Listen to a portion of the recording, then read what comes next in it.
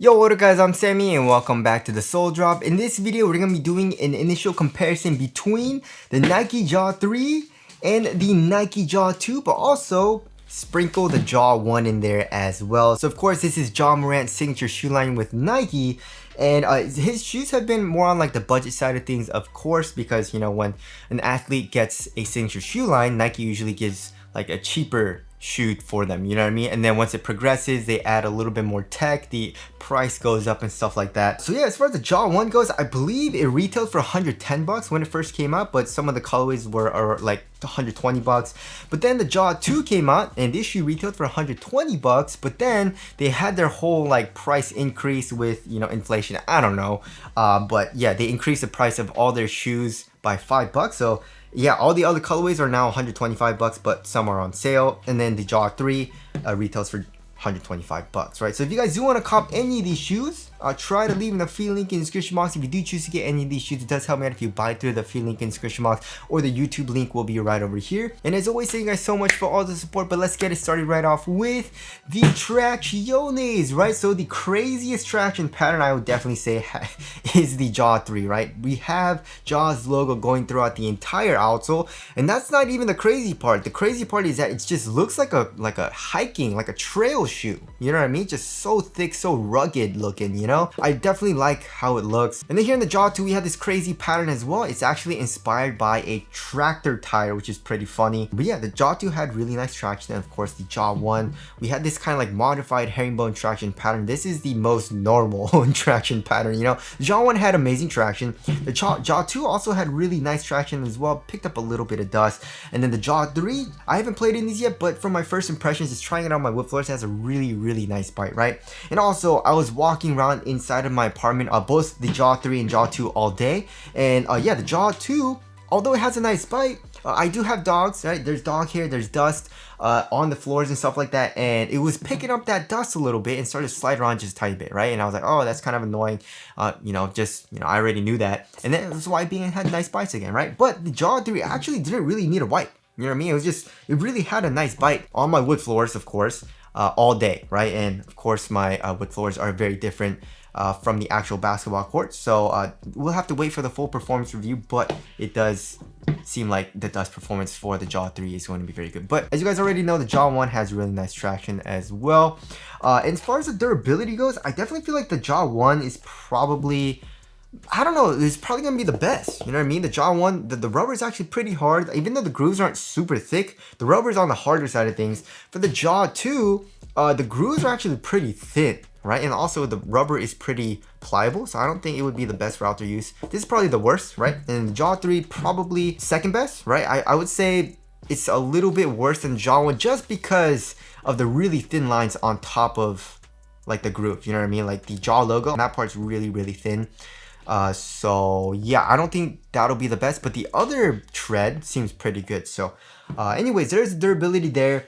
And now moving on to the heel to toe transition, right? So the Ja 1 actually had a really stiff feel, right? Very stiff feel. I believe the shoe was inspired by like a skate shoe, if I remember correctly, right? The overall design. But yeah, very nice torsion support. Also here in the forefoot, very, look at that. Super duper stiff, right? Also nice springy feel here in the Ja 2, and also pretty much every single shoe that Nike had to offer for last year, or I guess more like the cheaper shoes, you know what I mean? Like the Freak 6, the Ja 2, Sabrina 2, Tatum 3, Luka 4s, you know? They all had a really flexible feel. Look at that. Super duper flexible. Torsion support isn't the best, you know, very nimble feeling shoe, you know? But I guess they went back to like a stiffer feeling shoe with the Ja 3, right? So here in the forefoot, we actually have it's a little bit stiffer than the Ja 2, but it's not as stiff as the Ja 1, you know what I mean? So here in the forefoot, it's still able to flex and has a nice kind of springy, look at that, springy feel, right? So that feels nice. And as far as the heel goes, I would definitely say the Ja 2 is probably the softest, you know what I mean? It does have a nice compression here. The Ja 1 still has a nice compression, but it is a little bit more caged. And then the Ja 3, although it is Zoom X and there's still a little bit of compression, it still feels a little bit stiffer and a little bit clunkier than like the Ja 1 and 2. So there is a heel to toe transition. Moving on to the cushioning setup. So also the cushioning setup is pretty different starting from the Jaw 3, right? The Jaw 1 and 2 are very, very similar. The only difference, of course, is the core feel. The Jaw 2 has crazy good core feel, right? One of the best core feels that you can get of last year. And also, I guess, this year, right? The Jaw 1 also had really nice core feel, but it's slightly higher up off the ground than the Jaw 2, right? But still, again, very, very nice core feel. And then for the Jaw 3, this one definitely has the highest core feel, right? So I guess the worst core feel. And yeah, you can definitely feel it, you know, coming from the Jaw 2. Right, so it's very, very noticeable, and also pretty noticeable coming from the Jaw 1, but not as noticeable, of course. So yeah, it goes from Jaw 3, worst core feel, and then the Jaw 1, and then the Jaw 2 has the best core feel, right? And as far as the heel compression goes, also, again, the Jaw 2 is the best, you know, because it's fully exposed. This is cushion as well, so that felt pretty dang nice. The Jaw 1 also had a little bit of heel compression, you know what I mean, which did feel pretty dang nice. Here in the Jaw 3, however, because it is a thicker foam, even though it's caged, it still has a little bit of compression, you know what I mean? But again, it's not super duper soft. So yeah, that kind of sucks. But as far as the underfoot feel goes, I would say the Jaw 3 has the best underfoot feel. However, in the forefoot, I would say the 2 and 1 are better because you have that top-loaded forefoot zoom in it. You know what I mean? So you can feel a little bit of compression, a little bit of bounce. You know what I mean? You get that kind of like nice kind of resistance right underneath your forefoot. You know what I mean? So that actually feels nice. The Jaw 3, not as much. You know what I mean? But again, I am average weight and I didn't play in these yet. I haven't broken these in yet, so we'll have to see on that. But right now, the forefoot is like kind of worse than the Jaw 1 and 2. But the heel, there is a little bit more compression on your foot, right? So yeah, I would say I like the Jaw 2 the best so far right now because again, it has the best core feel. You have nice heel compression. You have that top loaded forefoot zoom in, which has a nice little kind of subtle bounce, which does feel nice. So yeah, we'll have to see on the Jaw 3. But right now, the Jaw 2 is my favorite, right? Now moving on to the uppers. So yeah, as far as the Jaw 1 goes, we did have a cheaper type of mesh material, right? But it was a little bit stiffer, a little bit glued down. It had a nice kind of like supportive feel, you know what I mean? And of course we did have these kind of like synthetic leather panels, which also were pretty cheap feeling, but the overall like material is very, very supportive, you know what I mean? And then here in the Jaw 2, they actually made it really, really soft with this mesh material. Still has really great support, however, but it's just a really soft feeling upper here on top of my toe, like just like here in the toe box, right? And then around that we have this cage, it's a little bit stiffer as for better support. But here in the Jaw 3, I feel like they made it the best, you know what I mean? The quality definitely feels the best. It's way better than the 1 and 2. You know what I mean? The 1 and 2, like with this mesh, is a little bit cheaper feeling, but here in the 3, we do have a ballistic mesh with these kind of like plastic overlays, which is pretty much Jaw's logo going throughout the entire upper. And yeah, again, I feel like once I break in, it's gonna get a little bit softer, but it does have a little bit of a stiffer and more supportive feel, but it doesn't feel as cheap as like the Jaw 1. Like the Jaw 1 just feels a little bit more glued down and a little bit cheaper, you know what I mean? So, and also as far as the overall design goes, the upper here in the Jaw 3 definitely looks the best. And for the tongue, let's see, I feel like the Jaw 3 definitely has the most padding. Like on top of the tongue, this feels very cozy.